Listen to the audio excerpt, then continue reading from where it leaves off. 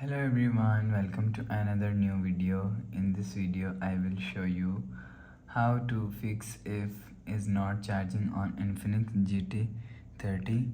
Let's start the video if you want to fix this problem. So first of all, restart device. Just click and hold side power button. Click on this restart icon. Again tap on this restart icon. You will see phone is restart. After restarting, enter phone pin. You will see your problem is solved. But if it not solved, if you want to fix this problem, so check your power cable and charger. After check your charger and power cable, you will see your problem is solved. But if it not solved, if you want to fix this problem, so go to app library. Here click on settings app.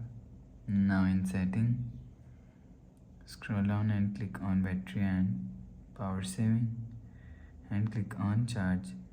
Here showing you fast charging, so enable fast charging. Go back to home screen. You will see your problem is solved.